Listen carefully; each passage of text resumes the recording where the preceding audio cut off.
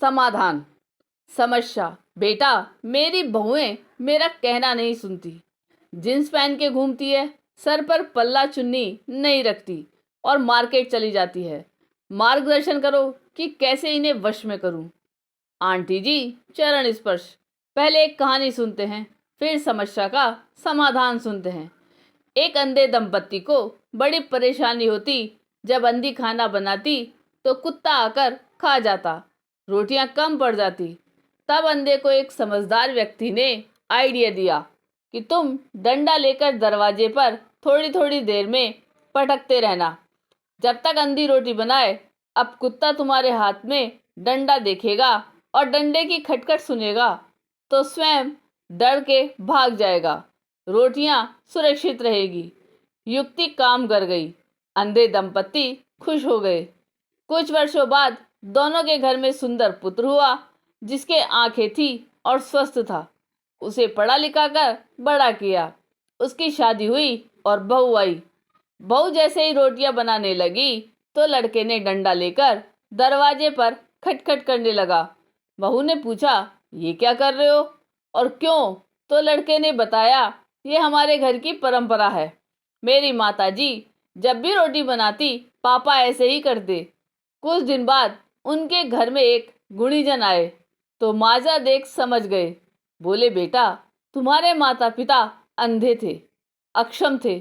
उन्होंने ये डंडे की खटखट के सहारे रोटियां बचाई, लेकिन तुम और तुम्हारी पत्नी दोनों की आंखें हैं। तुम्हें इस खटखट की जरूरत नहीं। बेटे, परंपराओं के पालन में विवेक को महत्व दो। आंटी जी, इसी तरह हिंदू स्त्रियों में पर्दा प्रथा मुगल आताताइयों के कारण आई थी, क्योंकि वो सुंदर स्त्रियों को उठा ले जाते थे। इसलिए स्त्रियों को मुंह ढककर रखने की आवश्यकता पड़ती थी। सर पर हमेशा पल्लू होता था। यदि घोड़े के पश्चात की आवाज आए तो मुंह पर पल्ला तुरंत खींच सके। अब हम स्वतंत्र देश के स्वतंत्र नागरिक हैं। राजा का शासन और सामंतवाद खत्म हो गया है। अब स्त्रियों को सर पर अनावश्यक पल्ला और पर्दा प्रथा पालन की आवश्यकता नहीं है। घर के बड़ों का सम्मान आंखों में होना चाहिए, बोलने में अदब होना चाहिए और व्यवहार में विनम्रता छोटों के अंदर होनी चाहिए।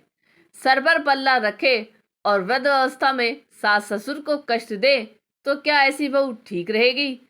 आंटी जी, पहले हम सब लड़कियों से चूल्हे में खाना बनाते थे, लेकिन अब गैस में बनाते हैं। पहले बैलगाड़ी थी और अब लेटेस्ट डीजल पेट्रोल गाड़ियां हैं। टीवी, मोबाइल, लैपटॉप, एसी इत्यादि नई टेक्नोलॉजी उपयोग जब बिना झिझक के कर रहे हैं तो फिर बहुओं को पुराने जमाने के हिसाब से क्यों रखना चाहती हैं? नए परिधान यदि सभ्य हैं, सलवार कुर्ता, जींस कुर्ती, तो उसमें किसी को समस्या नहीं होनी चाहिए। जब बेटियां उन्हीं वस्त्रों में स्वीकार्य है तो बहुओं के लिए समस्या क्यों? आंटी जी, परिवर्तन संसार का नियम है। यदि आप अच्छे संस्कार घर में बनाए रखना चाहते हो तो उस संस्कार के पीछे का लॉजिक प्यार से बहू और बेटी को समझाओ। उन्हें थोड़ी प्राइवेसी दो और खुले दिल से उनका पॉइंट ऑफ व्यू भी समझो। बहू भी किसी की बेटी है, आपकी बेटी भी किसी की बहू है। अतः घर में सुख शांति और आनंदमय वातावरण के लिए जिस तरह आपने मोबाइल जैसी टेक्नोलॉजी को स्वीकार किया है, वैसे ही बहू के नए परिधान को स्वीकार कीजिए। बहू को एक माँ के नज़र से बेटी रूप में देखिए और उससे मित्रवत रहिए। आपको ये कहानी और ये जानकारी कैसी लगी, यह कमेंट करके ज़रूर बताइएगा। चैनल पर नए हो तो सब्सक्राइब जरूर कीजिएगा और वीडियो को लाइक और शेयर कीजिएगा। धन्यवाद।